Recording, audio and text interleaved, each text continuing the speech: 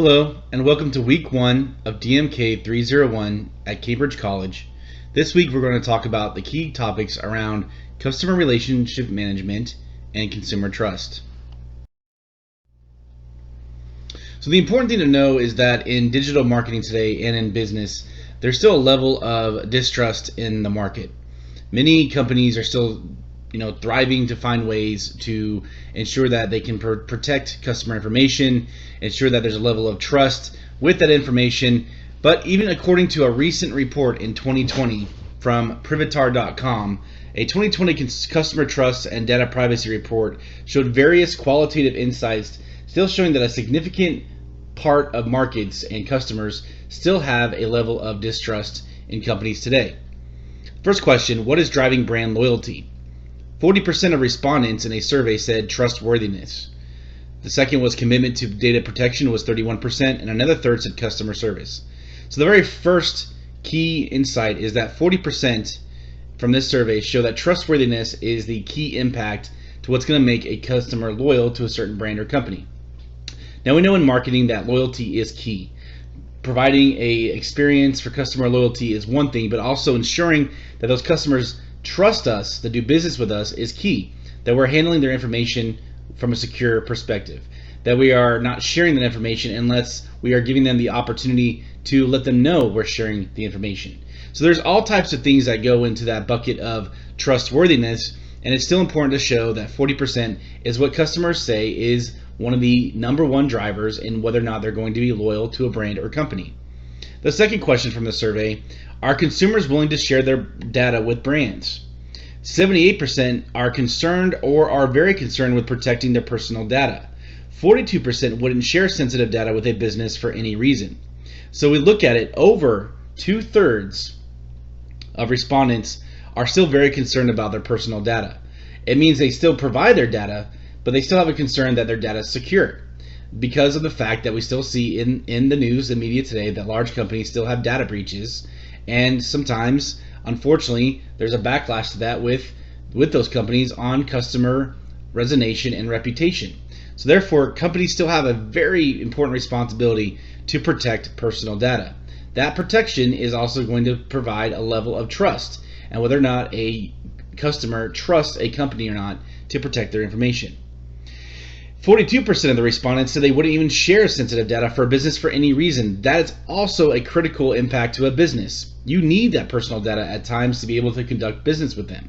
You need their information to be able to market to them, and without that information, you're going to have a more challenging time to do true digital marketing techniques such as targeted marketing, segmentation, customer relationship management, and other techniques that really drive the business. So it's about lessening these percentages to really build that consumer trust to even get customers to input their information with a business. The third question is, do customers understand how brands are using their data? So 43% of those who did respond don't know if they've worked with a business that has been impacted by a data breach. What this means is that there's this transparency effect. Some customers don't even know whether or not their information was part of a data breach or not. So when a large data breach occurs in the media, customers still don't always have the awareness whether or not their information was part of that data breach or not if they were part of that business. 70% admit to only skimming data privacy notices or not reading them at all. So companies still try to do the best they can to provide data privacy information, how they're keeping their information secure, but at times customers do skim over it. It is natural consumer behavior not to read all of the fine-tuned details, but it's important to know that it's still out there. Data privacy is critical, and so a company still needs to market themselves and provide the market messaging and or information necessary to ensure that if they do have a data privacy policy or have some kind of technique to ensure that the privacy is being enacted, the customers are still aware. However, the key element of this is that the 43% who don't know they're part of data breaches need to be informed. That also increases a level of trust. There's one dynamic of trust around securing the information and feeling secure about it, but it's also a level of trust to say, look, if something does occur, a data breach does occur, that as a customer, do I feel confident you're going to let me know, and I trust you to do something about it and learn from that data breach. So in general, studies show there's a significant level of customer distrust still in the market today. This is critical to the marketer. This is critical to any digital business because of the fact we rely on that information a lot of the time to build customer relationships for customer loyalty programs and digital marketing techniques.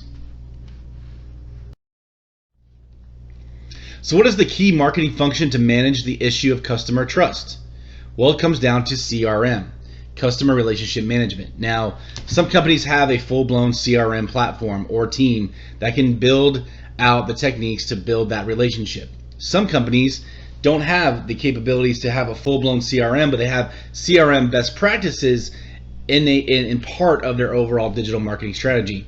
But no matter what, the fundamentals of CRM are all about how to bridge that gap between customer trust and building that relationship with an organization.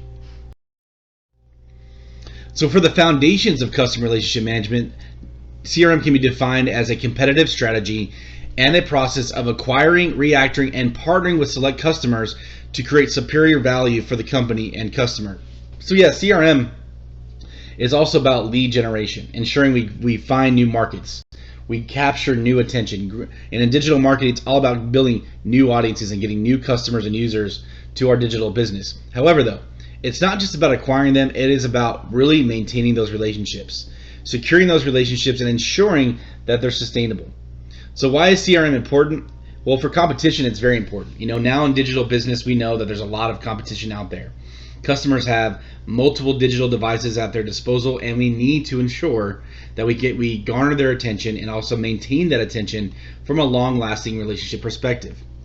We build that consumer expectation. CRM sets the tone for the type of business they're going to do with us from a long period of time. As digital marketers, we need to be consistent in how we market with our customers and that level of digital business and service we provide them. Technology is also critical to CRM. CRM platforms exist to house all of the consumer information that's available, but it's also there. The technology needs to have secure mechanisms to ensure that the security aspect of our data is there. Like we said before, there's still a large percentage of customers out there who have a distrust of their information being used by digital businesses. They may serve up and provide their information, but there's still a leeriness effect. Do they feel confident that their information is secure? So the CRM platforms that are out there need to be secure. They need to be validated by companies and ensure that whoever they're signing up with to be their CRM platform has a secure foundational technology. And then it has a diminishing impact in advertising. We can optimize our digital advertising with a strong CRM platform and business model. Not only can we ensure the protection at a higher level if we have the right technology of our customers' information, but what we can do is say that information is secure, and we can find the optimal way to target to our customers and build an ongoing digital experience that keeps customers coming back, which increases revenue and overall brand reputation. So further scope of CRM, or customer relationship management, it does build long-term and profitable relationships with chosen customers. Now again, chosen means that we're always going to target the right audiences. Now, there could be organic customers, of course, that aren't always part of targeted marketing. But in general, it's building those long-term relationships. And long-term profitability is about those frequent purchases, those frequent buyers, the ones that we want to have come back and do business with us.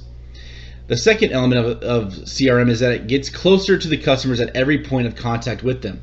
This also provides an opportunity in digital marketing strategy to talk to them at the right place, at the right time, and the right digital channel on the right device. That's very specific and very focused marketing, but that is a key strength of CRM.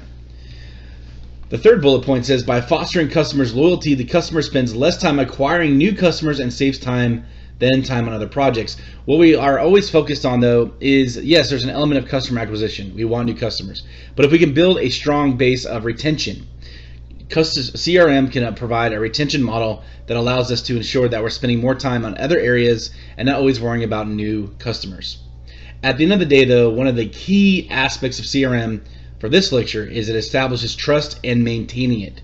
It doesn't just mean for that first initial impression with a customer that, yeah, your job in marketing is to ensure that for the first time touch point, a first interaction with the customer, for the first time they've ever done business with you, that they can build that trust, to be a consumer for the first time. It's about establishing that trust and maintaining it, ensuring that the continuous interactions, the continuous digital marketing, and continuous digital experiences that we're fostering can maintain that build and that consumer trust that you've built in the beginning. It's sustaining that for a long period of time, and ultimately that's how you build loyalty. So according to this HubSpot.com blog, there are 5 key ways to build customer confidence in digital marketing and experiences today. The first is to provide top-notch customer service. So this technique is critical because customer service is generally going to be a part of an after effect of a digital transaction or business. Okay, so what it means is that at the touch point and in time a customer needs to interact with customer service, that service needs to be top-notch. It needs to be personalized. It needs to have the best way possible to solve their problem, and ultimately it also provides that element of trust that a customer knows that if there is a dilemma, there is an experience that needs help, that they can reach out to a company at any point, and their customer service department is going to take care of them. That feeling of being taken care of also increases that trust factor, that I trust this company to take care of me in a time of need. 2, and a way in digital marketing we can also offer the opportunity to build trust with customers is to share positive reviews and testimonials. For customers or referrals that actually are willing to put them, their reviews out there, use those reviews to your advantage. Put them front and center on a website. Put them on email marketing. Put them on social media. Allow real, tangible reviews and testimonials to showcase what people are saying about your company. That builds trust. We know in social media marketing that what people put out there, what people react to and believe at times what is the truth about a company or experience with a brand. It is ultimately important to use those reviews and testimonials. Referrals are critical. Referrals will always be a key element of digital marketing. So let's share those positive ones to build that consumer trust. 3, be honest and transparent. When there is a problem, companies need to be honest about it. And as digital marketers, we can find the right way to communicate that to our customer in a way that is honest and transparent, but also keeps some level of trust or the rebuilding of trust in a time of need. 4, ask for and act on feedback. As digital marketers, we can use surveys. We can use other elements of asking for feedback. Whatever mechanism makes sense, we need to collect that information, and then if we get enough information to say there's something here we need to do and build a digital strategy around to pivot the mindset of our customers and to act on issues that are occurring, then we do that. We be agile and find ways to meet the needs of our customers and really build that trust back on issues that they've expressed. That also builds a connection point to say, you know what, we are reachable. We have this element to say we're not going to ignore our customers, we're going to listen to them. We provide an avenue and a communication channel for them to be a part of. So with that said, it's very important to have an open communication line with your customers, and at the end of the day, it builds that trust, it builds the reliability and credibility as a business. That's how you gain consumer trust and confidence. So digital marketing strategy should be focused on the customer. Digital marketing today is all about customer focus. So you see this diagram here, at the very center of it is customer centricity. Everything we do, yes, we're marketing our products, we're marketing our company, but it's about how does it fit into the customer experience? How does it fit into the trust aspect of our consumers? Okay, so what you do is you do a variety of things. You look at how do we understand our customers from customer analytics perspective. What is it they're looking for? How do we build out profiles and customer segmentation to interact with our customers? How do we identify the metrics of success for a marketing strategy? How do we build an experience, whether on websites or in our digital marketing channels, to ensure that touches the customer at the right time and right place, but also builds and fosters that relationship aspect we talked about before. And we always focus on continuously improving. There's no reason to think that we are always going to be stagnant in our marketing. We have to find ways to be innovative and continuously find ways to keep that fresh dialogue and that fresh communication with our customers. So by doing this, we foster the atmosphere of true, strong digital marketing techniques that really are going to thrive in business today to build that consumer trust back or build it for the first time.